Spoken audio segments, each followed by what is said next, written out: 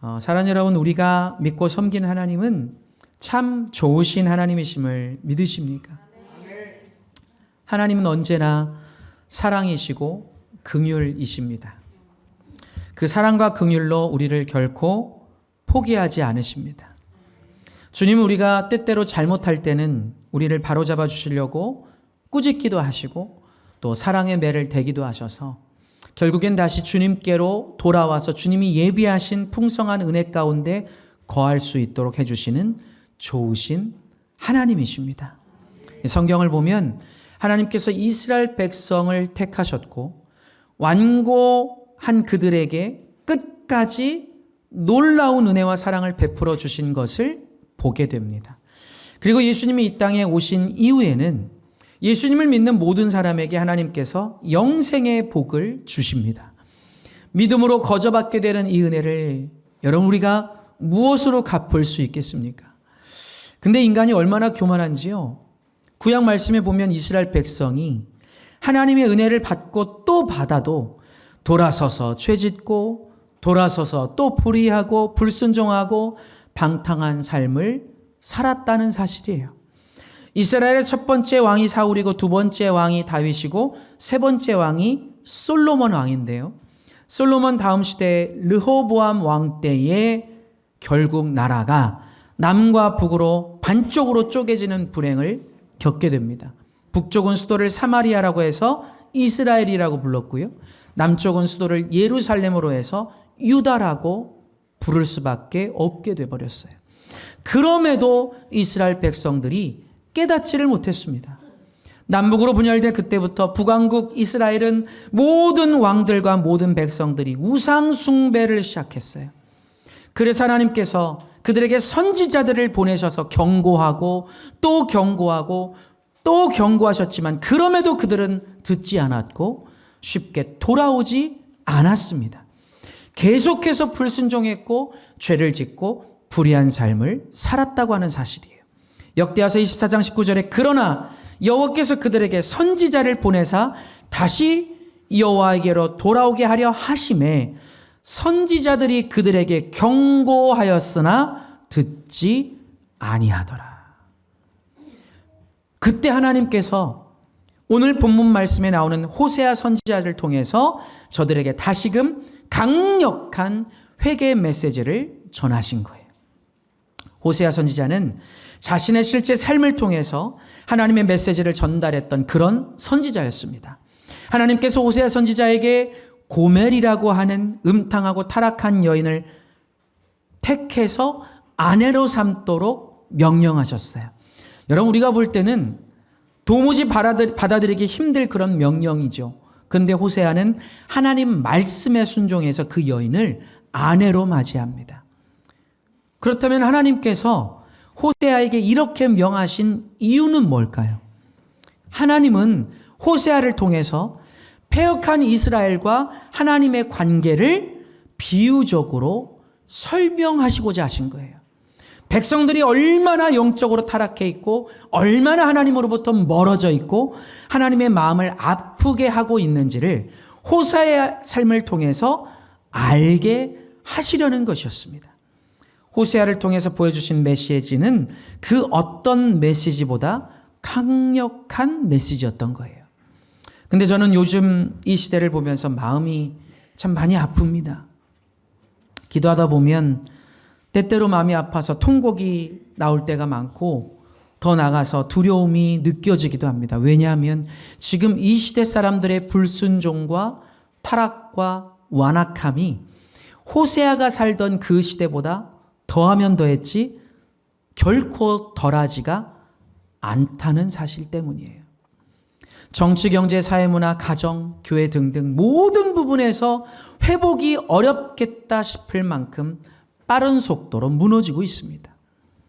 이제는 성경적인 가치관을 가지고 말씀을 기준해서 사는 사람들이 더 이상하게 보일 만큼 대다수 사람들이 하나님의 가르침과 반대되는 삶을 살아가고 있어요. 영적 세계가 먼저냐, 현실 세계가 먼저냐 하면 영적 세계가 먼저기 때문에 영적인 부분이 이 정도로 무너져 버리면요, 현실 세계의 모든 부분들이 무너질 수밖에 없는 거예요. 여러분이 아는 것 이상으로 지금 이 시대는 심각한 영적 위기 상태입니다. 그렇기 때문에 저는 오늘 이 말씀이 지금 이 시대를 살아가는 저와 여러분에게 주시는 하나님의 엄중하고도 강력한 메시지라고 생각이 되는 거예요. 그렇다면 여러분, 오늘 본문 말씀을 통해 타락과 죄악과 불신앙으로 가득한 이 시대를 향해 주시고자 하는 하나님의 메시지는 무엇이겠습니까? 바라건대 여러분, 말씀 앞에서 겸손하게 마음을 열고 나에게 주시는 말씀으로 듣게 되시기를 주님의 이름으로 축원합니다. 여러분, 시선을 앞으로 향하세요. 설교자를 바라보시고 여러분 귀를 여시고 말씀을 들으시길 바랍니다. 우리 첫 번째로 따라할까요? 우리가 여호와께로 돌아가자. 우리가 여호와께로 돌아가자. 이것이 오늘 우리에게 주시는 첫 번째 메시지입니다. 오라, 우리가 여호와께로 돌아갑시다. 이스라엘 백성들이 계속해서 죄를 짓고 불의하고 불순종하다가 결국 하나님의 심판을 받게 됐는데 그 결과가 무엇이었는가? 그들의 삶 속에 많은 어려움이 닥쳐오기 시작합니다. 가정적으로, 사회적으로, 국가적으로 큰 어려움들이 밀려오기 시작하는 거예요. 그럼에도 이스라엘 백성들의 마음이 얼마나 완악했던지 그들은 주님께로 쉽게 돌아오질 않았어요. 회개하지 않았다는 거예요. 진심으로 뉘우치고 회개하고 마음을 돌이켜서 하나님께로 돌아가기만 하면 되는데 온갖 시험과 어려움을 겪으면서도 그들은 그렇게 하지 않았습니다.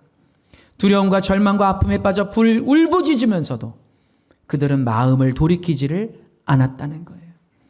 결국 어쩔 수 없이 하나님께서 그들을 심판하십니다. 호세아서 5장 14절 말씀에 내가 에브라임에게는 사자 같고 유다 족속에게는 젊은 사자 같으니 바로 내가 움켜갈지라 내가 탈취하여 갈지라도 건져낼 자가 없으리라. 하나님께서 북왕국 이스라엘에게 먹을 것을 움켜쥐는 사자처럼 심판하시고 남왕국 유다에게는 젊고 강력한 사자처럼 움켜잡고 찢을 것이라고 말씀하신 거예요. 근데 여러분 좀 의아하죠? 하나님은 사랑의 하나님이시잖아요. 한 분 아멘 하셨어요. 야, 오늘 초신자들이 많이 오셨네요. 자, 하나님은 사랑의 하나님 맞습니까? 정말 맞습니까? 택하신 백성들을 끝까지 품으시고 보호하시는 하나님이십니다. 회개하면 치료해 주시고 용서해 주시고 돌봐주시는 하나님이십니다. 그런데 우리가 하나님에 대해서 반드시 더 알아야 될 것은요, 하나님은 수없이 경고하고 또 경고해도 회개하지 않고 돌이키지 않고 돌아오지 않으면 어쩔 수 없이 매를 대서라도 돌아오게 하시는 하나님이시라는 사실이에요. 그렇게 하셨음에도 회개하지 않고 돌이키지 않고 돌아오지 않으면 결국 심판하시고 징계하시는 하나님이십니다. 수없이 기회를 주셨음에도 불구하고 여전히 뉘우치질 못하고 깨닫질 못하고 바뀌지를 않으면 하나님의 심판이 임하게 된다는 거예요. 그런데 이런 하나님의 징계와 심판 역시도 우리를 향하신 하나님의 사랑에서 비롯된 것임을 우리가 잊지 말아야 될 줄로 믿습니다. 그런데요, 하나님의 징계와 심판에는 언제나 전제가 있습니다. 우리가 진심으로 회개하기만 하면, 뭐 하기만 하면? 자, 뭐 하기만 하면? 회개하기만 하면, 돌이키고 돌아오기만 하면 다시 우리를 치료해 주시고 싸매 주시고 용서해 주시겠다는 겁니다. 징계를 하셨더라도, 심판을 하셨더라도, 매를 대셨더라도 우리가 뉘우치고 회개하고 돌이키고 하나님께로 돌아가기만 하면 하나님은 우리를 싸매 주시고 치료해 주시고 다시금 안아 주시겠다는 거예요. 그래서 이것을 우리는 하나님의 은혜라고 말하는 거예요. 호세아는 자기 아내의 그 방탕한 삶을 보면서 하나님의 마음을 알게 됐습니다. 내가 음란한 내 아내 한 명 때문에 이렇게 마음이 괴롭고 아픈데 하물며 하나님은 자신의 백성들을 보시면서 마음이 어떠하실까? 하나님이 그토록 사랑하시는 백성들이 이렇게 타락해서 하나님을 멀리하고 있으니 하나님의 마음이 오죽하실까? 그래서 호세아는 애끓는 심정으로 백성들을 향해서 이렇게 외치는 거예요. 오라, 우리가 하나님께로 돌아갑시다. 우리가 하나님께로 돌아갑시다. 여러분, 요한계시록 말씀에서 에베소 교회가 책망을 받은 이유가 뭘까요? 지금 이 땅에도 이 시대에도 수많은 교회들이 있어요. 초대형 교회부터 대형 교회, 중형 교회, 작은 교회들 너무너무 많아요. 이 에베소 교회가 있던 그 지역은 정말 발달된 지역이었어요.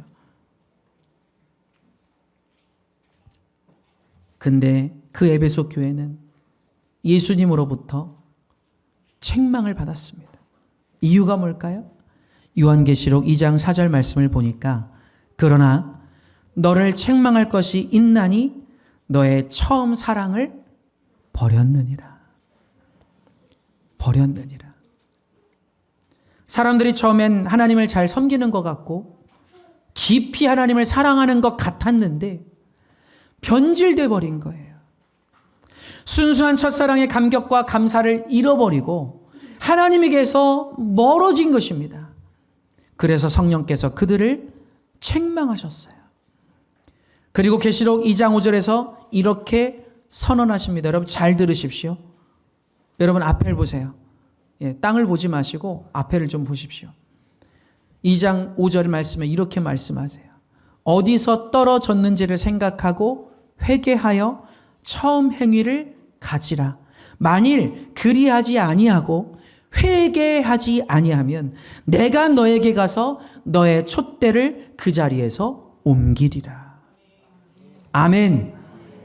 어디서부터 잘못됐는지를 깊이 돌아보고 회개하고 처음에 가졌던 그 순수하고 뜨겁던 신앙의 삶을 다시 회복하라는 말씀인 거예요.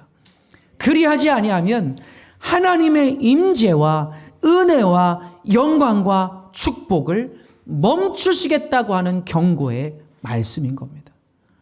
여러분, 촛대를 옮긴다는 거는요, 하나님의 임재와 영광과 축복을 하나님께서 멈추시겠다는 의미예요.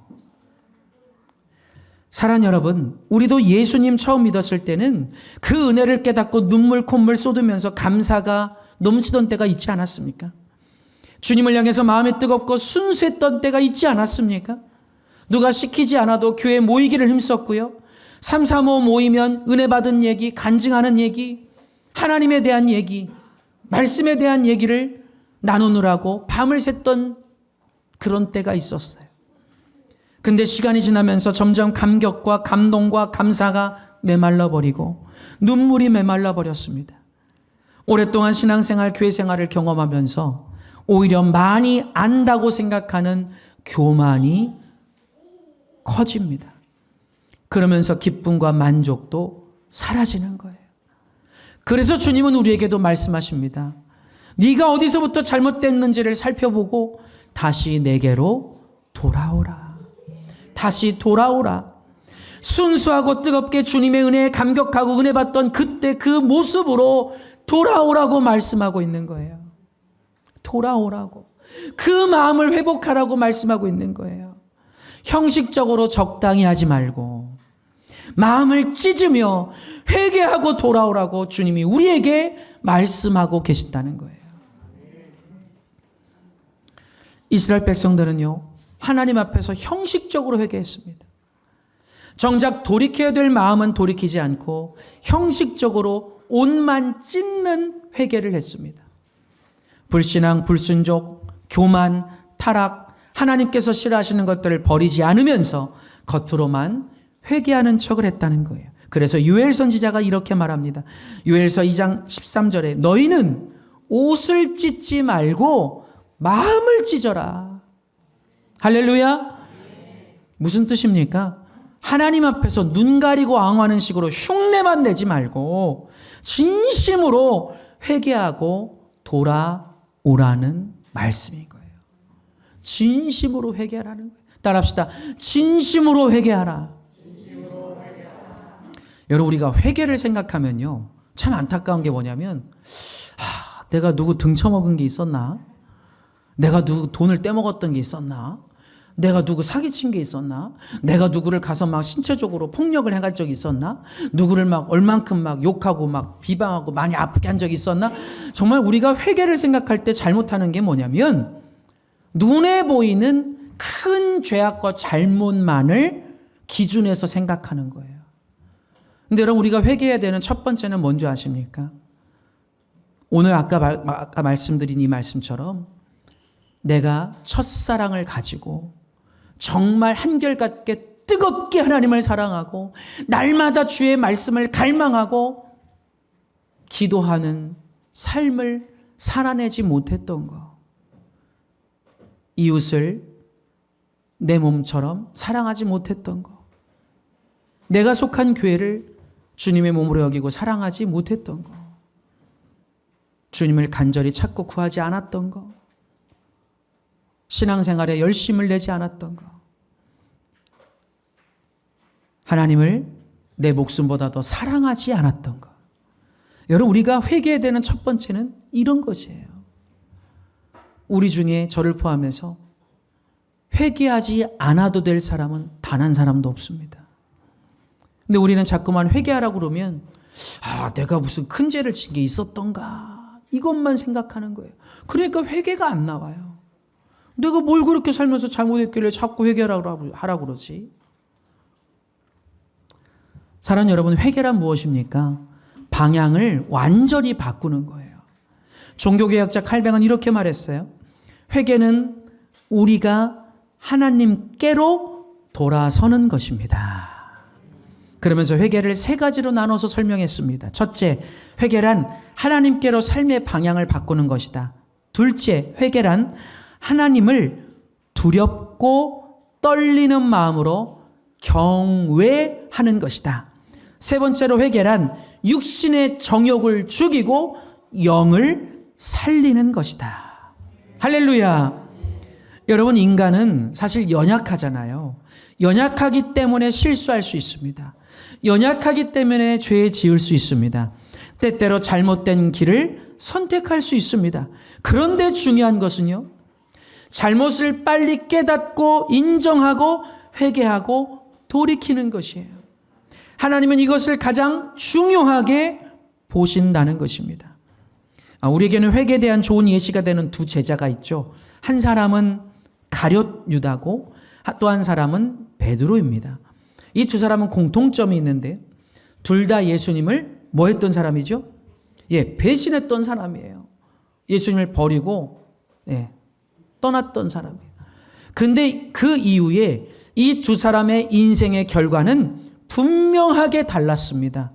가룟 유다는 결국 회개하지 않고 비참하게 생을 마감했지만 베드로는 회개하고 주님께 돌아와서 위대한 사도로서 그 이름이 남겨지게 됐다는 사실이에요. 여러분, 우리가 감사와 감격과 기쁨으로 주님을 섬기다가 어떤 이유로든 그것이 희미해졌을 때 빨리 회개하고 돌아가야 될 줄로 믿습니다. 그저 교회 가는 것 자체가 좋고 예배 드리는 것 자체가 좋고 기도할 수 있음이 좋고 찬양할 수 있는 것이 좋고 말씀 듣는 것이 좋고 봉사하고 헌신할 수 있음이 감사이고 교회가 내 삶의 중심이었는데 어느 날부터 인생살이에 더 마음을 두고 신앙적인 것을 하나씩 타협해 가기 시작하면서 점점 기쁨과 감사가 희미해지고 뜨겁던 열정이 사라지고 이것도 문제요, 저것도 문제요, 이것도 문제요, 문제밖에 안 보이는 사람으로 바뀌어버렸다면 빨리 회개하고 돌이켜야 될 때인 줄로 믿으시기 바랍니다. 여러분, 제발 여러분 스스로를 하나님 말씀 앞에서 비춰보고 점검하실 수 있어야 돼요. 여러분 안에 신앙의 열심이 있습니까? 뜨거움이 있습니까?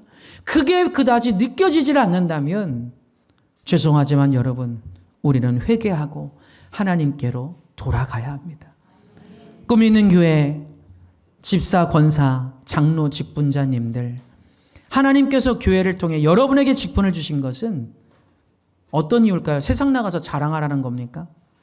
나 이런 직분이 있어요. 아니에요. 여러분에게 직분을 주신 이유는 하나님 나라와 교회를 위해 쓰임 받으라는 뜻입니다.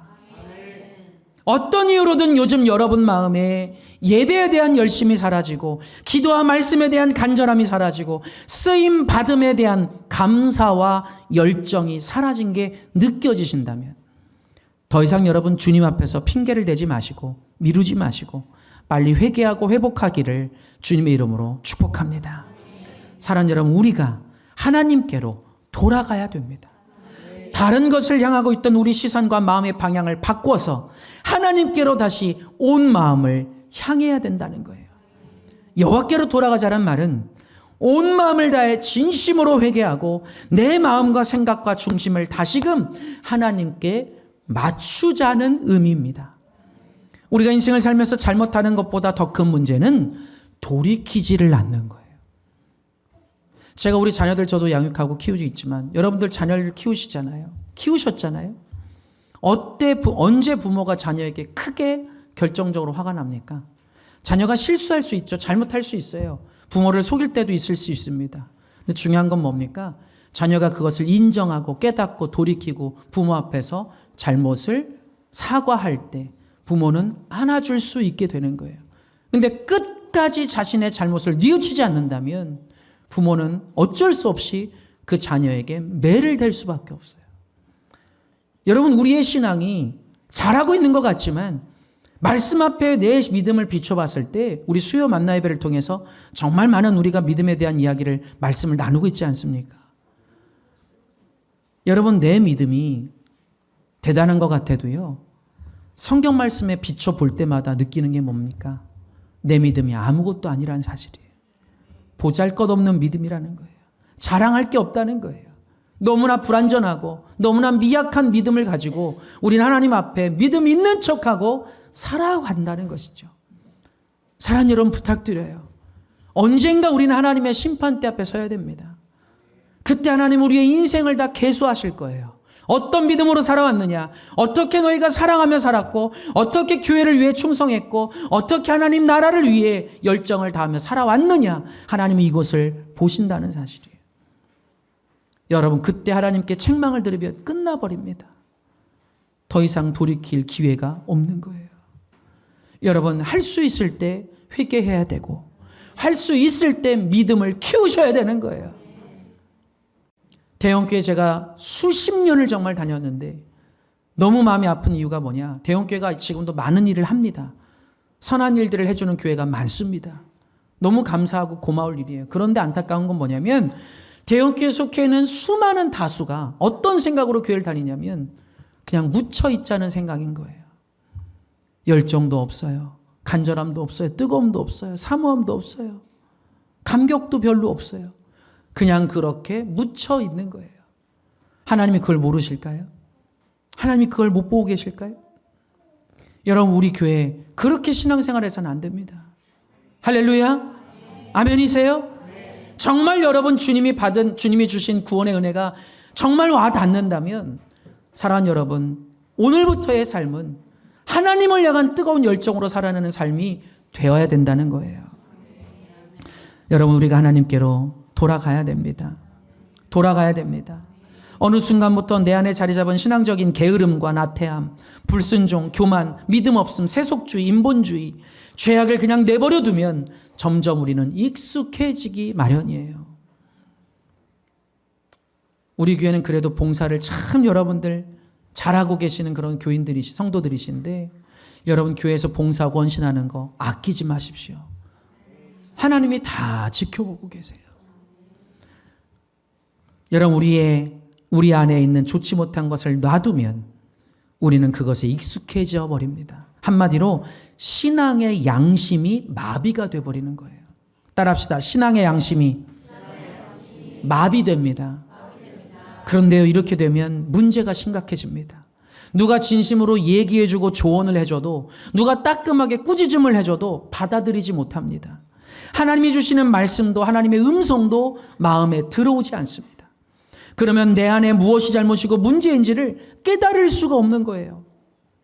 여러분도 혹시 최근에 신앙적인 간절함, 뜨거움, 순수함, 열심과 열정이 별로 느껴지지 않는다면 하나님 앞에서 자꾸 어떤 이유만 되려고 하지 마시고 빨리 회개하고 돌이키기를 주님의 이름으로 축원합니다. 다른 일 제쳐두고 주님 앞으로 나가서 주님 저를 용서하여 주옵소서. 다시 붙들어 주시고 회복시켜 주시옵소서. 영적으로 저를 일으켜 주시옵소서. 간절하게 기도할 수 있기를 주님의 이름으로 축원합니다. 세상 만사 모든 것이 때가 있듯이 우리의 영적인 일에는 반드시 때가 있습니다. 깨닫고 회개하고 돌이킬 때, 회복될 때, 기도할 때, 말씀을 채울 때, 믿음을 성장시킬 때, 주님을 위해 헌신할 때 다 때가 있다는 거예요. 근데 이걸 자꾸 놓치거나 미루면 그만큼 하나님의 은혜와 복이 나에게서 멀어지는 거예요. 그럼 어떻게 우리가 하나님께 돌아갈 수 있을까? 2차 세계대전 이후에 온 유럽을 다니면서 복음을 전하셨던 로이 헤시온 목사님이 쓰신 갈보리 언덕이라는 아주 유명한 책이 있는데요. 이 책 내용에 보면 이런 글이 있습니다. 죄를 회개하기 위하여 죄와의 투쟁은 필요합니다. 그러나 인간의 노력은 주님의 기준을 맞출 수 없습니다. 회개는 자신의 노력과 애씀으로 가능한 것이 아니라 십자가 위에서 피 흘려 죽으신 어린 양의 보혈의 피를 온전히 바라볼 때 가능합니다. 거기에는 아무 자격 조건 없이 어린아이와 같은 단순한 믿음만이 필요할 뿐입니다. 시선을 자기와 세상에 두지 말고, 어디에 두지 말고요? 자기와 세상에 두지 말고, 무엇을? 시선을. 우리의 대제사장이신 예수를 바라보며 죄를 고백할 때 주님은 우리를 무조건 용서하시고 받아주십니다. 죄를 진심으로 회개할 때만이 예수님과의 관계가 회복될 수 있습니다. 할렐루야. 우리가 아까 찬양했죠. 내게로부터 눈을 들어 주를 보기 시작할 때 주의 일을 보겠네. 어떨 때 주의 일을 보게 된다고요? 눈을 들어? 누구를 보기 시작할 때? 누구를 보기 시작할 때요? 남편이에요? 아내입니까? 자녀입니까? 누구를 보기 시작할 때? 주님을 보기 시작할 때 주님의 일을 볼 수 있게 된다는 거예요. 내 작은 마음 돌이키사 하늘에 꿈꾸게 하네. 주님을 볼 때, 뭐 할 때요? 주님을 볼 때, 주님을 볼 때 모든 시선을 주님께 드리고 살아계신 하나님을 느낄 때 내 삶은 주의 역사가 되고 하나님이 일하기 시작하네. 할렐루야. 모든 시선을 주님께 드릴 때 주님께서 나를 위해 일해 주시기 시작한다는 거예요. 사랑하는 여러분, 이제 예수님께로 시선을 향하시고 십자가의 보혈의 공로를 의지하시길 바랍니다. 주님의 은혜와 능력을 의지하시기 바랍니다. 그리스도의 십자가에서 흘러나오는 그 은혜의 힘이 저 여러분을 하나님께로 다시 나아갈 수 있도록 만들어 주실 거예요. 두 번째로 오늘 말씀을 우리에게 주고 계신 메시지가 무엇인가 따라합시다. 여호와께로 돌아가면 반드시 살아나게 하신다. 자, 우리 1절에서 2절 다시 한번 읽어봅니다. 여호와께서 우리를 시작. 여호와께서 우리를 찢으셨으나 도로 낫게 하실 것이요 우리를 치셨으나 싸매어 주실 것임이라. 여호와께서 이틀 후에 우리를 살리시며 셋째 날에 우리를 일으키시리니 우리가 그의 앞에서 살리라. 아멘. 여러분, 하나님은 우리를 다시 일으켜 주시고 회복시켜 주시는 하나님이심을 믿으시기 바랍니다. 우리가 마음을 주님께로 돌이키면 주님이 회복시켜 주십니다. 주님보다 세상을 더 향했던 내 마음, 주님보다 돈과 물질을 더 향했던 내 마음, 영적인 것보다 육적인 것들을 더 중요하게 여기던 내 마음, 순종보다 불순종이 더 많던 내 마음, 의심과 불신이 더 많았던 내 마음, 이런 마음을 회개하고 주님께로 마음을 되돌리면 주님께서 반드시 나를 고쳐주시고 새롭게 하시고 살아나게 해주신다는 거예요.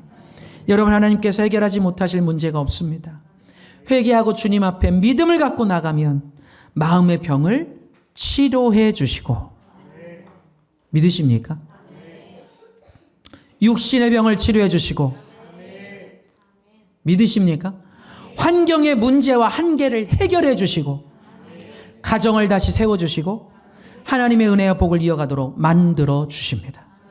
여러분 기억하십시오. 우리 하나님은 치유하시고 회복하시는 하나님, 변화시키시는 하나님, 새로운 비전과 소망을 주시는 하나님, 강건하고 형통케 하시는 좋으신 하나님이심을 잊지 마시기 바랍니다. 여러분, 이 땅에서 인생사가 힘들지 않을 사람은 아무도 없습니다. 아무리 돈이 많고 권력이 많아도 이 땅에서의 인생사는 힘들고 고된 거예요. 예수님 믿고 교회를 다닌다고 해서 인생길이 힘들지 않을까요? 아니요, 힘듭니다. 힘들어요. 안 힘들 수 없습니다. 이런 부분에서만큼은 세상 사람들과 비슷한 거예요. 그런데 예수님을 잘 믿는 사람들은 세상 사람들과 다른 게 있습니다. 믿음의 사람들은 다시금 고쳐주시고 회복시켜주시고 살려주시고 새롭게 하시는 주님의 강력한 은혜가 있다는 사실이에요. 할렐루야. 세상 사람들은 이것을 누릴 수 없어요. 그렇기 때문에 우리가 마음을 잘 지켜야 합니다. 다른 것을 향하던 내 마음을 하루라도 빨리 하나님께로 되돌려야 하는 거예요. 날마다 내 마음과 시선을 주님께 향하고 이렇게 간구하는 것이죠. 주님, 제가 주님을 믿고 의지합니다. 저를 일으켜 주시옵소서. 저를 붙들어 주시고 도와주시고 함께하여 주옵소서. 저를 구원하여 주옵소서. 누가복음 15장 말씀에 보면 여러분도 잘 아시는 탕자 비유가 나오죠. 둘째 아들이 아버지 유산을 미리 받아서 허랑방탕하게 다 써버렸어요. 굉장히 많은 돈을 가지고 갔던 것 같아요. 먹을 것이 없어서 돼지의 여물을 먹을 정도로 비참한 신세가 되고 말았습니다. 그때서야 둘째 아들은 깨닫고 회개하고 아버지께로 돌아옵니다. 여러분, 깨닫고 돌이키는 게 중요한 거예요. 이 탕자의 아버지는 속썩이고 집 나간 아들을 계속 기다렸습니다. 언제 오려나? 내 아들이 언제 집으로 돌아오려나? 혼쭐을 내주려고 방망이를 들고 기다린 게 아니라 용서해 주려고 기다린 거예요. 그 아버지는 아들이 거짓골이 돼서 저 멀리서 힘없이 오고 있는 모습을 보고 달려나가서 그 아들을 품에 안아주고 목욕시켜주고 가락지를 끼워주고 좋은 옷을 입히면서 잔치를 베풀어 줍니다. 죄짓고 타락한 아들이었음에도 그가 뉘우치고 마음을 돌이켰을 때 다시 아들의 신분을 회복시켜 준 거예요. 할렐루야. 따라합시다. 회개하고 돌이켜야 합니다. 회개하고 돌이키지 않으면 이런 은혜를 누릴 수 없는 거예요. 저는 이 탕자의 비유를 묵상할 때마다 지금 이 시대를 살고 있는 사람들이 떠올라요. 하나님은 지금도 이렇게 사람들을 기다리고 계실 텐데 돌아오기만 하라고, 회개하고 돌이키기만 하라고, 그러면 다시금 안아주고 용서하고 회복시키시고 새롭게 해주겠노라고 주님은 계속해서 말씀하고 계시는 거예요. 어느 순간부터 우리가 하나님을 별로 가까이 하지 않고 교만해서 말씀을 거스르고 불순종하고 기도하기를 쉽게 타협해버리면서 하나님으로부터 멀어졌다 할지라도 이제 진심으로 회개하고 내 마음을 다시 하나님께로 향하면 주님이 반드시 회복시켜 주시고 살아나게 해 주십니다. 저는 지금 대한민국뿐만 아니라 전 세계가 영적으로 무너지고 있습니다. 영적으로 무너지면 모든 것이 어그러지게 되어 있습니다. 이것은 다른 방법으로는 타파할 수 없어요. 하나님의 은혜와 도우심이 필요합니다. 심판이 오직 하나님 손에 들려있기 때문이에요. 따라서 그리스도인인 우리들부터 깨닫고 회개하고 마음을 돌이켜야 될 줄로 믿습니다. 하루라도 빨리 우리의 생각과 마음과 시선을 하나님께로 향해야 된다는 거예요. 이사야서 41장 10절 말씀을 통해서 주님은 우리에게 큰 위로와 용기를 주십니다. 두려워하지 말라. 내가 너와 함께 함이라. 놀라지 말라. 나는 내 하나님이 됨이라. 내가 너를 굳세게 하리라. 참으로 너를 도와주리라. 참으로 나의 의로운 오른손으로 너를 어떻게 하리라? 붙들리라. 할렐루야.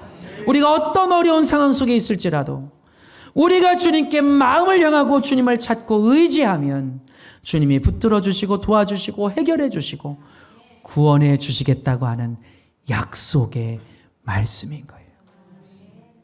여러분 탤런트 김영호 씨를 여러분 아십니까? 얼굴 보면 다 아실 텐데 아주 유명한 상남자 스타일의 탤런트죠. 이분의 간증을 들은 적이 있습니다. 이분이 정말 복싱도 오래 하시고 굉장히 겉으로 보면 아주 누구보다 강건해 보이는 그런 사람인데 갑자기 암이 발견됐어요. 6종 암인데 이것은 치료제가 없습니다. 종양 크기를 재보니 무려 20cm예요. 종양 크기가 20cm. 여러분 상상이 되세요? 네.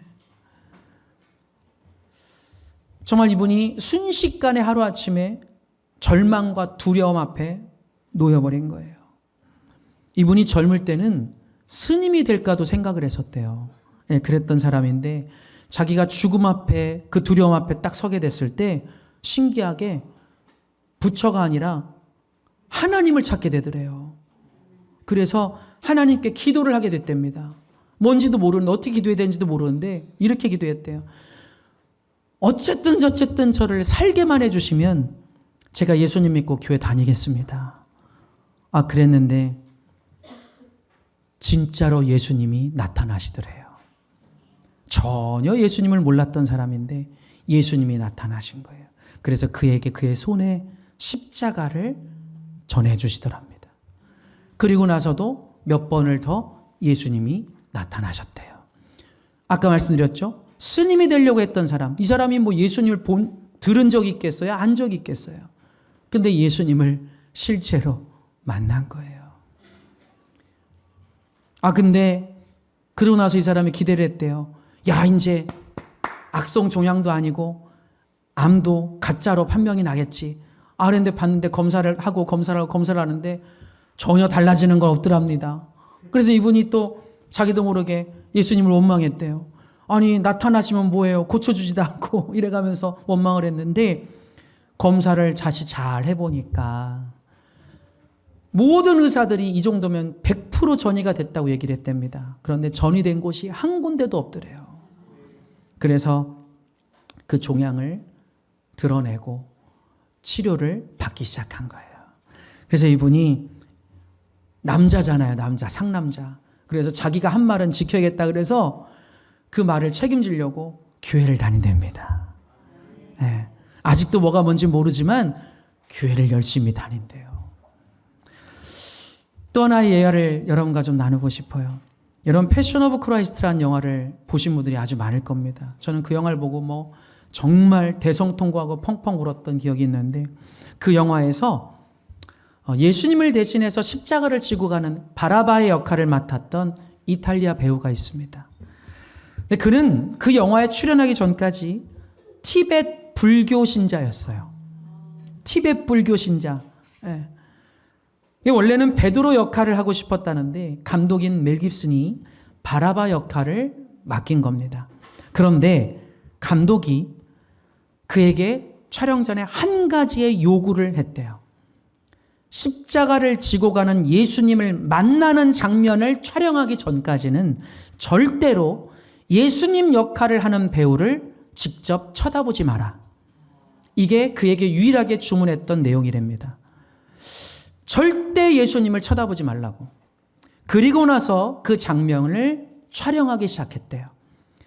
자, 드디어 예수님의 역할을 하는 배우와 눈이 마주치는 그 장면을 촬영하는 순간이 됐는데 그가 예수님 역할을 하는 사람의 눈을 쳐다보는 그 순간 실제로 예수님의 시선을 느끼게 됩니다. 태어나서 그런 전율과 감동은 처음 겪었다고 그래요. 영화 속 표정이 연기가 아닌 실제였다고 하는 거예요. 그 후에 그가 예수님을 믿게 됐고 그리스도인으로 전 세계를 다니며 간증의 삶을 살고 있습니다. 여러분, 우리 하나님은 살아계십니다. 우리가 아무리 하나님을 부정하고 싶어도요, 어떻게 해서든지 예수가 가짜라고 부정하고 싶어도요. 어떻게 해서든지 하나님의 말씀이 사람이 써놓은 글이라고 부정하고 싶어도요. 하나님은 죄송하지만 하나님은 하나님의 말씀, 하나님의 뜻을, 하나님의 존재를 끝까지 우리에게 밝히실 것입니다.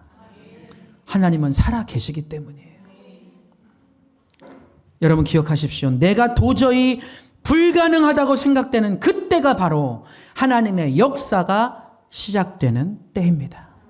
마지막 세 번째로 오늘 말씀이 우리에게 주고 계신 메시지가 무엇인가 따라합시다. 우리가 힘써 여호와를 알아야 합니다. 아멘. 우리 3절 말씀 읽을까요? 시작.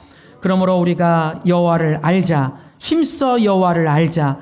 그의 나타나심은 새벽빛같이 어김없나니 비와 같이 땅을 적시는 늦은 비와 같이 우리에게 임하시리라 하니라. 아멘. 여러분 우리가 이 약한 세상에서 이스라엘 백성들처럼 하나님 앞에 패역하고 불의한 백성이 되지 않으려면 우리가 힘써 하나님을 알아야 될 줄로 믿습니다. 여호와를 알자. 힘써 여호와를 알자. 이 외침은 하나님을 지식적으로 알자는 게 아니에요. 여러분 제발 부탁드립니다. 제발 하나님을 지식적으로 알려고 하지 마세요. 체험적으로 인격적으로 깊이 하나님을 알아야 된다는 말씀인 거예요. 그럴 때 하나님의 임재와 은혜가 임하기 때문입니다. 호세아 선지자는 그 당시 백성들의 영적인 상태를 이렇게 표현했어요. 호세아서 4장 1절에서 2절 말씀입니다. 이스라엘 자손들아 여호와의 말씀을 들으라. 여호와께서 이 땅 주민과 논쟁하시나니 이 땅에는 진실도 없고 인애도 없고 하나님을 아는 지식도 없고 오직 저주와 속임과 살인과 도둑질과 간음뿐이요 포악하여 피가 피를 뒤이음이니라.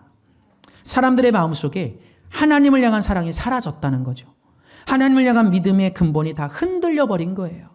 우상 숭배하고 세상과 타협하면서 살았기 때문에 죄가 그들을 뒤덮어 버렸습니다. 그런데 그런 그들을 향해서 주님이 뭐라고 말씀하신 거예요? 돌아오라고 말씀하신 거예요. 다시 돌아오라고. 돌아오기만 하면 내가 너희를 감싸주고 회복시켜 주시겠다고 말씀하신 거예요. 여러분 이것이 바로 우리 하나님의 사랑이요 긍휼인 것입니다. 사랑 여러분, 우리가 하나님을 더 깊이 만나야 합니다. 날마다 사랑과 긍휼의 주님, 생명의 주님, 치유의 주님, 회복시키시는 주님, 구원의 주님, 능력의 주님을 만나야 된다고 하는 사실이에요. 죄송하지만 여러분 1년 전과 5년 전과 10년 전과 여러분의 믿음의 깊이와 크기와 수준이 똑같으시다면 이건 문제가 있는 거예요. 여러분 성숙한 믿음이 돼야 됩니다. 여러분 주님을 경험하셔야 돼요. 그래서 하나님을 더 깊이 알아가야 합니다. 이것이 바로 내가 살고 우리가 사는 비결이기 때문이에요. 날마다 마음을 하나님께로 기울이고 하나님을 가까이 하고 하나님을 깊이 알아갈 때 반드시 하나님께서 은혜와 사랑을 베풀어 주십니다. 여러분 그렇기 때문에 우리에게 예배가 그토록 중요하고 뭐가 중요하다고요? 예배가 그토록 중요하고 기도가 그토록 중요하고 말씀이 그토록 중요하고 교회가 그토록 중요하고 우리의 삶이 그토록 중요하다고 하는 거예요. 왜냐하면 하나님은 이것들을 통해서 우리를 만나주시고 우리를 보게 해주시고 느끼게 해주시고 알게 해주시기 때문입니다. 우리는 예배와 기도와 말씀과 삶을 통해 더 깊이 주님을 만나고 주님을 깊이 알아가기를 축원합니다. 여러분 내 영혼이 살려면 이건 선택이 아니라 해야 되는 거예요. 우리가 믿고 섬긴 하나님은 정말 좋으신 하나님이십니다. 저는 시간이 가면 갈수록 우리 주님이 더 좋아집니다. 정말 너무 좋아요. 저희 자녀들 저도 정말 사랑하거든요. 제 자녀들. 근데 죄송하지만 비교할 수가 없어요. 제가 하나님을 사랑하는 사랑과 내 자녀를 사랑하는 사랑은 비교가 안 돼요. 저는 정말 주님이 너무 좋아요. 너무 좋아요. 남의 고백이라고 뭐 아멘도 없으시지만 전 너무 좋아요. 여러분이 뭐 싫어하든 말든 전 너무 좋아요. 우리 하나님이. 여러분이 어떤 이유로든지 첫사랑의 뜨거움이 식어져 있다면 여러분이 이제 회복하는 은혜가 있기를 주님의 이름으로 축복합니다. 할렐루야. 사람들이 예수님을 믿는다고 하면서도 제대로 믿지 못하기 때문에 문제와 어려움을 겪는 거예요. 우리가 여전히 주님을 잘 알지 못하는 것 같습니다. 주님이 어떤 분이신지, 주님이 어떤 능력을 갖고 계신지 아직도 모르는 것 같아요. 잘 모르니까 주님이 주시려는 은혜를 받아 먹지를 못하는 거예요. 여러분 이제 주님께로 마음을 향하셔서 주님으로부터 흘러나오는 생명수를 받아 먹으시기 바랍니다. 예배를 통해, 기도를 통해, 말씀을 통해 날마다 주님께로 힘써 나가셔서 예수님의 십자가에서 흘러나오는 그 보혈의 능력이, 그 은혜의 힘이 저와 여러분을 고치고 치료해 주시고 변화시켜 주시고 새롭게 하시기를 주님의 이름으로 축원합니다. 할렐루야, 할렐루야. 오늘 성경을 보니까 주님이 새벽빛같이, 늦은 비같이 오신다고 그러셨어요. 그죠? 아무리 우리 인생의 밤이 깊어도 새벽은 반드시 오게 되어 있습니다. 어김없이 오게 되어 있습니다. 주님의 은혜와 영광이 우리에게 그렇게 임하실 거라고 하는 거예요. 할렐루야. 여러분, 우리에게는 세상이 갖지 못하는 소망이 있습니다. 그 소망은 하나님으로부터 오는 소망입니다. 여러분, 하나님을 힘써 알아가십시오. 하나님을 더 깊이 경험하는 일에 여러분의 열정과 시간을 쏟으십시오. 그것이 신앙이에요. 그것이 신앙이에요. 오늘 말씀을 들으면서 혹시 우리 중에 말씀에 찔림이 자꾸 오는 분이 있을 수 있어요. 불편함이 느껴지는 분이 있을 수 있어요. 저를 포함해서. 근데 여러분, 그 느낌이 온다는 것이 은혜입니다. 하나님이 여러분의 마음을 두드리고 계시는 거예요. 할렐루야. 이 많은 분들이요, 설교 말씀 듣다가 마음이 불편하고 막 무거워지고 막 찔림이 올 때 그 느낌이 싫으니까 막 너무 싫어요. 그래서 교회 못 다니겠어요. 이런 분들이 계세요. 아니에요. 여러분, 내 마음에 찔림이 온다는 건 은혜를 주고 계시다는 거예요. 할렐루야. 말씀을 이제 정리합니다. 사랑하는 여러분, 이 환난의 때에 우리가 속히 회복해야 될 것은 다른 게 아니라 뜨겁고 바른 신앙심입니다. 따라서 오늘부터 믿음을 점검하고 회개하고 돌이키기를 축원합니다. 주님은 우리에게 이것을 바라시는 거예요. 온통 세상 것에 마음을 향했던 우리들, 먹고 사는 문제에 온 마음을 기울였던 우리들, 영적인 일에는 나태하고 게으르고 불순종하면서도 세상 일에는 열심을 가졌던 우리들, 하나님이 주시는 은혜보다 세상에서 얻어지는 유익에 더 설레하고 기뻐했던 우리들, 이런 우리의 마음을 하나님께로 다시 되돌려야 합니다. 그러지 않으면 우리의 인생은 패망의 길로 갈 수밖에 없게 되는 거예요. 여러분, 날마다 주님을 찾으십시오. 날마다 주님을 바라보십시오. 주님을 온 힘을 다해서 붙드십시오. 주님은 반드시 저와 여러분의 인생을 복 있는 길로 인도해 가실 것입니다.